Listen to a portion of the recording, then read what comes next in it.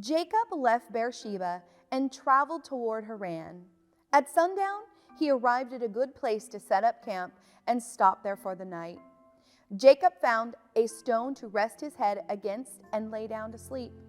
As he slept, he dreamed of a stairway that reached from the earth up to heaven, and he saw the angels of God going up and down the stairway. At the top of the stairway stood the Lord, and he said, "I am the Lord, the God of your grandfather Abraham, and the God of your father Isaac. The ground you are lying on belongs to you. I am giving it to you and to your descendants. Your descendants will be as numerous as the dust of the earth. They will spread out in all directions, to the west and the east, to the north and the south, and all the families of the earth will be blessed through you and your descendants. What's more, I am with you, and I will protect you wherever you go. One day I will bring you back to this land. I will not leave you until I have finished giving you everything I have promised you." Then Jacob awoke from his sleep and said, "Surely the Lord is in this place, and I wasn't even aware of it." You can feel it in your bones sometimes when you stop for a moment. Like life's the stairway that you just never stop climbing, this ladder that goes on forever without end. Like all these lists are rungs, like your failures stretch from the earth up to heaven, like all your rest feels like lying down on one unforgiving stone. Sometimes you just need the most tired of trying to be strong. Sometimes you're just the most tired of trying to be strong. You have these Jacob dreams, and you dream of what might be. And this is the dream that comes true, that makes all the stress things come untrue. The real amazing dream is that there are no ladders to climb up, because Christ came down one to get you. Jesus Christ himself interprets the dream. I tell you the truth, you will see all heaven open up and the angels of God going up and down on the Son of Man, the one who is the stairway between heaven and earth. Jesus doesn't show you the steps to get to heaven. Jesus is the steps to heaven.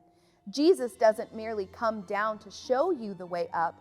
Jesus comes down to make himself into the way to carry you up. Jesus doesn't ultimately give you a how-to, because Christianity is ultimately about the who-to. Every religion, every program, every self-help book is about steps you have to take.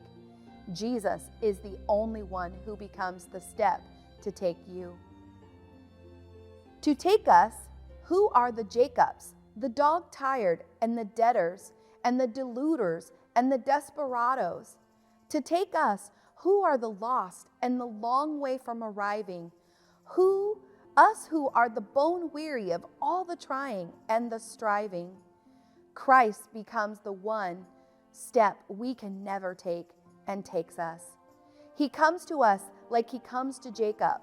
He comes to us not in spite of our failings, but precisely because of them. Ours is the God who is drawn to those who feel down. Ours is the God who is attracted to those who feel abandoned. Ours is the God who is bound to those who feel broken. Everywhere stairways for the sinners, everywhere ladders for the lost, everywhere gateways to God. This is grace. This is reason to slow. This is not to be missed. Why profane his coming with fleshly performances, frantic pushing, futile preoccupations? Profanity, writes Elizabeth Elliot, is treating as meaningless that to which is freighted with meaning, treating as common that which is hallowed, regarding as a mere triviality what is really a divine design. Profanity is failure to see the inner mystery. We could slow and cease the profanity and see the inner mystery of here. Like our own rich variation of the slow food movement, we could begin the slow Christmas. We could set aside the to-do lists that profane the inner mysteries and the slow to see the weight of the glory in the moment at the sink, the divine design of the day that unfolds with His grace that is not to be missed. The hallowed here, hurry always empties a soul. Slow.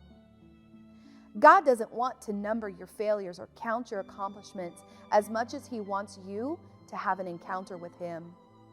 The only ladder over you is love, and love came down. If, just for a moment, you stand in the doorway, linger a bit in front of the tree, it's strange how you can see it, how every Christmas tree is a ladder, and Jesus is your ladder who hung on that tree, so you can have the gift of rest. When you are wrung out, that is the sign you've been reaching for rungs. The work at the very heart of salvation is the work of the very heart of Christmas. Simply rest. Here is holy. The wonder of all this, God looks at your lowest and loves you all the way up to the sky. Grace carries you all the way home, like heaven opening up slow everywhere.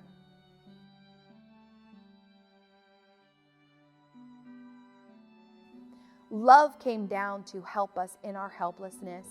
Today, find someone who is helpless and stoop low in love and service.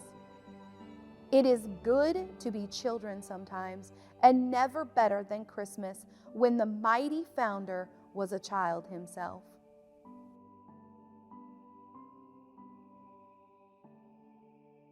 When do you find yourself striving, reaching, grasping for the next rung to try and pull yourself closer to God?